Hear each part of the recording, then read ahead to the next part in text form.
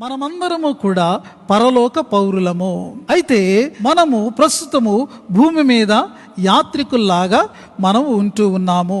ఈ భూలోకంలో ఉన్నదంతా ఏమిటంటే శరీర ఆశలు అనేటటువంటి ఉన్నాయి. ఈ శరీర ఆశలు ఆత్మకు విరోధమైనటువంటివి. కాబట్టి ఈ శరీర ఆశలే మనకు శత్రువులుగా ఉంటూ ఉన్నాయి. అవి మీ మీద పోరాటం చేస్తాయి. మీరు ఓడిపోకండి, మీరు తప్పకుండా గెలవండి. ఒకవేళ ఓడిపోతే లోకం మిమ్మల్ని చూసి నవ్వుతుంది, లోకం మిమ్మల్ని చూసి హేళన చేస్తుంది, లోకం మిమ్మల్ని చూసి విమర్శిస్తుంది. కాబట్టి దేవుని ఆత్మశక్తి కలిగి శరీరాశలను మీరు జయించండి.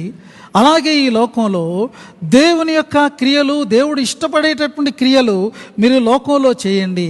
అప్పుడు మిమ్మల్ని విమర్శించేవారు కూడా తప్పకుండా మిమ్మల్ని చూసి మిమ్మల్ని మెచ్చుకొని పరలోకమందు ఉండేటటువంటి తండ్రిని వారు మహిమపరుస్తారు.